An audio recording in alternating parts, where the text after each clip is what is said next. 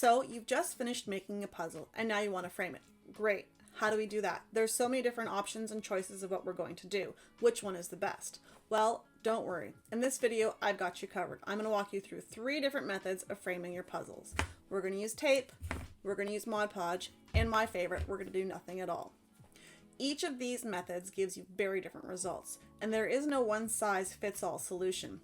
The best choice really depends on what you want out of your puzzle when it's framed. Do you want it to be permanent, or do you want to be able to take it apart in the future?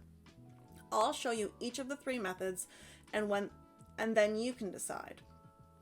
And as a quick note, stick around until the end of the video where I'm going to give you some additional tips and tricks on framing your puzzles that work for any type of puzzle. Okay, so let's jump in. First, we're going to talk about the do nothing method, and this is probably my favorite because there's not very much that we need to do with this. So my puzzle is completed here on my workstation. Now, I don't have a special backing that I would keep my picture on when I'm working on it. I just work in my workstation or my kitchen table. And all you need to do is grab your puzzle and put it onto the back of your frame. And I'm just going to simply slide this on. I put the back of my frame under my workstation here a little bit so that it gets pulled over smoothly, and then it is on. Now most of the hard work is done. So once we have our picture on our frame, we're just going to smooth this out, and I'm going to apply my glass onto this. And I have a plastic frame or plastic glass so that it stays on nicely here, and I don't have to worry about cutting myself. You can want to adjust the picture so that it's in the right spot and then put the frame on top. Now with this, my glass isn't in the frame just yet, so I need to flip this over, and I'm just going to hold this tight and give it a quick flip. And I need to make sure that my picture is in the right spot, but I'm not too worried right now because what I'm going to do is I'm now going to put this into the frame itself.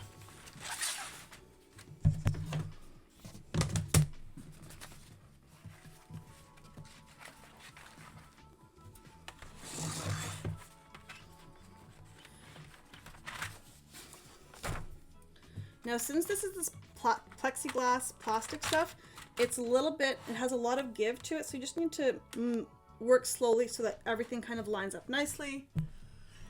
And all I'm going to do is just make sure that this is sort of lined up in the center of my frame here.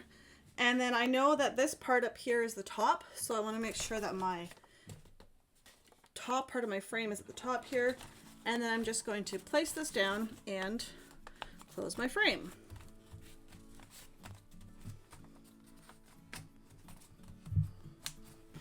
And I'm going to flip this over, and ta-da! My picture is framed by doing nothing to it.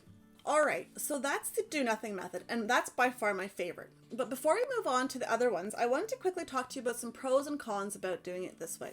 So some of the pros that I find, and this is probably the biggest one, is that since it's not taped or glued at the back, you can very simply take this puzzle apart and switch it up to a new puzzle. And this comes really handy when you have kids who change their personalities. If they outgrow what's on the puzzle, you can simply take the puzzle apart, either gift it, sell it, or donate it, and then you can reuse the frame with another puzzle. One of the cons that I found with this is that I use the 3M command hooks on my walls for puzzles, and if the 3M command hook releases, the puzzle will explode. And so I've had this happen and we had to redo the puzzle. Not a huge deal, but that's just sort of something to keep in mind if you're not putting tape on the back or if you're not Mod Podging it. If you do that, the puzzle will stay together better, not necessarily 100%. So have you tried the do nothing method? Let me know in the comments below if this is your preferred method. Okay, so now let's talk about the second method, which is adding tape to the back to hold this picture straight. And so what we need to do again is we need to flip this picture upside down so that we're working on the back side.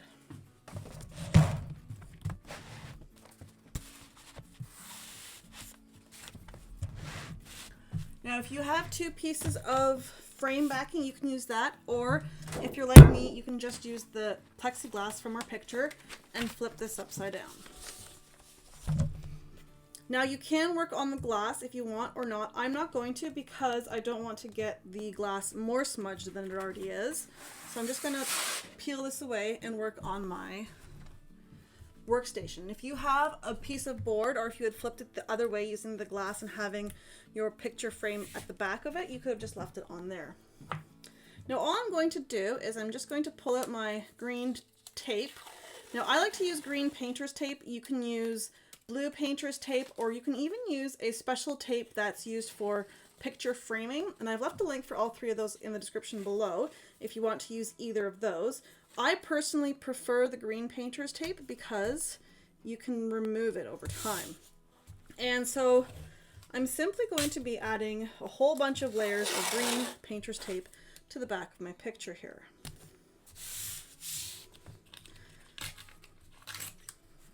Now these edges I'm going to trim in a second, but we want to be putting layer on top of layer, and we want to have a bit of an overlap here on them so that they are totally covered. And if we miss any pieces, we need to go back and make sure that they're all covered up. Now you can use scissors instead of just ripping the tape like I'm doing, but that's your personal choice.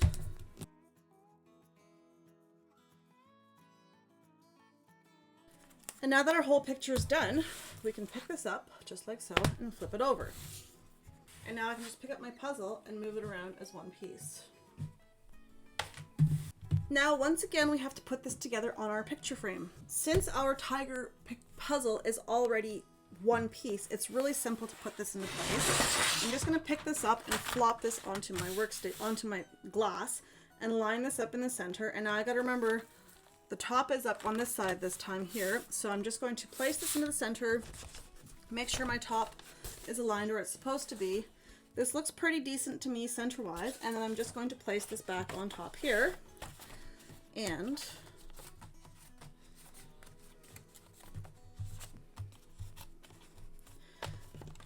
flip this over, and my puzzle is done. Okay, so that's the tape method. I like that method, but I don't always use it. So before we move on to the final method, I wanted to quickly go over pros and cons about this method as well. The pros are that this holds the puzzle pieces a lot better, so that if it falls off your wall, you don't have to worry so much about losing pieces. It also makes assembling this and putting this into a frame much easier because, as I showed you, you can actually pick the whole puzzle up as one piece. And another nice thing is the tape that I use, this green stuff, it comes off pretty easily, so you don't have to worry about ruining the back of the puzzle, and you can actually take the tape off quickly and then reuse the puzzle or gift it or donate it again. One of the cons that I find with this is depending on how long the tape has been on it, if you're using even the green tape or if you're using the special tape for framing pictures, if you try to take that tape off, it can actually pull the cardboard off of your puzzle pieces and make it a little bit less sturdy. But overall, if you do it slowly, you should be able to take all the tape off and reuse the puzzle if you'd like. So let me know in the comments below if your preferred method of framing pictures is to use tape. So finally, there's a third option that we can use to frame our pictures, and it's using Mod Podge. Now I use this gloss version of Mod Podge, but there is a Mod Podge that is specific for puzzle sealing, and so you can use that or this one. I find this is sort of my general all-purpose Mod Podge that I use, so I use it for everything. And you have an option of either using a paintbrush or a sponge to seal your picture. And so what we have to do with this is you actually need to go through the whole puzzle, and you need to paint the whole puzzle with Mod Podge.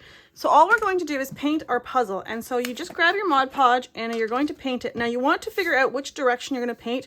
If you're painting left to right or up and down, you want to do that through the whole puzzle so that all of the lines, and when it is finally dried, will be in the same direction to give it a nicer view, a nicer finish.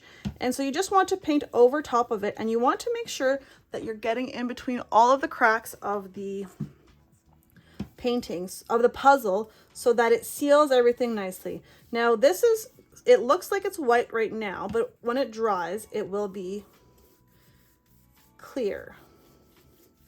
And we want to paint the whole puzzle doing this. Now this is my least favorite method because what ends up happening is that the puzzle is now done. You cannot take this puzzle apart and redo it.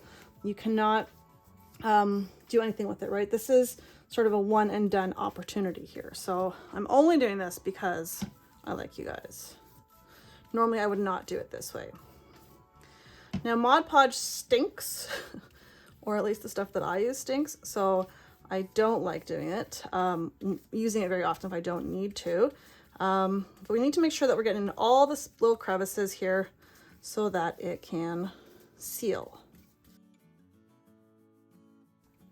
And some of these puzzle pieces aren't totally straight, so I'm gonna need to like clean up the edges so that they're not kind of full. And once this is painted, it's gonna take about, depends on how much you've used and the kind of ventilation you have in your area, but it's gonna take anywhere from 20 minutes to a few hours to totally dry. I should have done this on wax paper so that this doesn't stick to my workstation.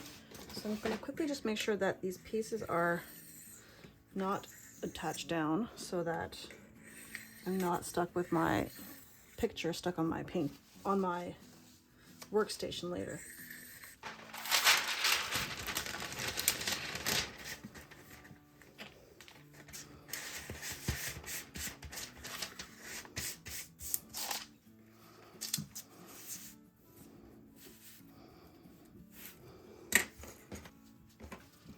Okay, so now that my Mod Podge has dried, I can flip this over. Now it's a little bit tacky still in some spots, but that's all right. It's enough for me to flip it over, and you can see here that it kind of flips in one piece, which is nice and easy. And so now what I'm going to do is I'm going to do Mod Podge on the back of this as well, so that this stays nicely sealed. Now you don't need to do, I guess, 2 layers of this, but I find that if this is the way that you want to go, this is going to hold it tight nicely. And again, all we're doing with this is we're just pouring on the Mod Podge and we're going to seal this up. Now you don't need to go one way or the other because this is the back, and so no one's going to see this. So you don't need to be very precise with the layout. Now I've got my wax paper that I slid under there while it was drying on the front layer, but that's a recommended use so that it's not stuck to your workstation. Now we just have to wait for this to dry. I'm going to pull out some of this extra chunkiness that I've got in some of these pieces so that it dries faster. Now again, this is going to take a while to dry. It might take anywhere from 20 minutes to an hour and a half, depending on how much you've applied. Okay, so now that my backside is dried, I can easily flip this over one way or the other. Now, one thing that you can do is you can do one more coat on the front if you'd like. You don't need to, but before you put this into a frame, you should wait about 24 hours to make sure this all cures nicely in the open air so that you're not sealing that into your picture, because it can over time get moist inside there and cause this picture to actually stick to the glass in your picture frame, and we don't want that. So I'm not going to show you how to reframe this. It's the same concept as we've done before. Just slide it in, center it, and close it up, and it's ready to go. And that's how you frame a puzzle using Mod Podge. Now, like with the other methods, I want to quickly go over some pros and some cons about using Mod Podge with you. So some of the pros, if you're using Mod Podge at the end, once it's all dried and sealed, the Mod Podge will actually give your puzzle a nice shine to it, making it look more like a picture and less like a puzzle, which is pretty cool. Also, as you saw in the video, once the Mod Podge is dry, you can very easily pick the whole puzzle up as one piece, and that makes installation into the frame really quick. Some of the cons is that this method takes the longest. In between each layer, it took about an hour for the Mod Podge to dry, and if you're doing 3 layers, you're looking at 3 hours of dry time, plus you're going to need another 24 hours of cure time just to make sure the Mod Podge is totally dry before you put it into a frame. Also, when you're using Mod Podge, you cannot take the puzzle apart later. That's it. This is a one and done deal. You put the Mod Podge on and you're done. You can't take the puzzle apart or anything. So if you're looking to redo the puzzle or take the puzzle out later, you're looking at either tossing it in the garbage or maybe giving it away with the frame. So let me know, do you use Mod Podge when you're framing your puzzles? Leave a note in the comments below. Okay, now that we've framed our pictures, I have a few extra tips and tricks that I want to share with you just in case you need some more info on this. A lot of the picture frames that I use are actually brown on the back, so they're either like a particle board or like made out of wood, or this one is made out of cardboard. So I like to use white craft paper to just cover up the front of the picture frame, the backing of it, so that it's covered in white instead of brown. And all I do is just wrap this like a gift, just quickly measuring it out and wrapping it on.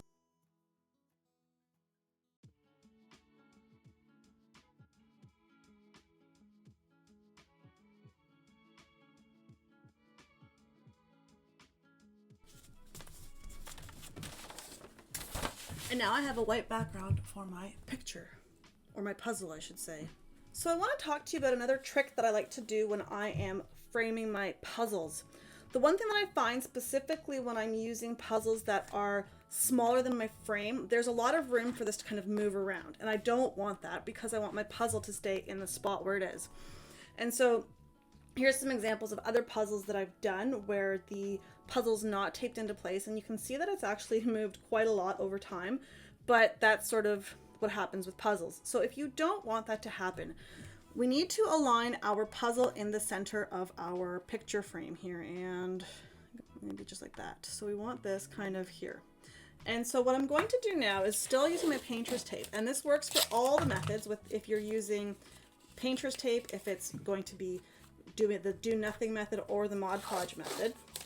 I'm just going to add tape at the back, and I'm making a big section here, and I'm just going to tape this onto the back. Just bear with me for 1 second, and as I'm struggling making these super simple tape pieces.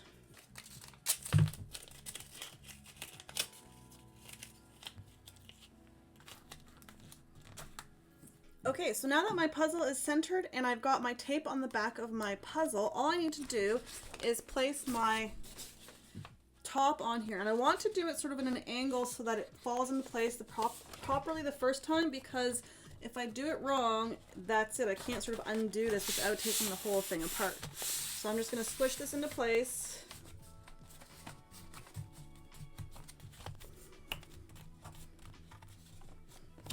And now my puzzle won't shake if I move it around like this.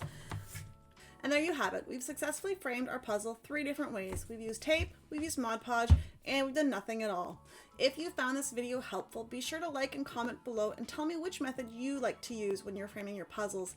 And if you know someone that's struggling to frame their puzzles, be sure to share this video with them. Thanks so much for watching, and happy crafting.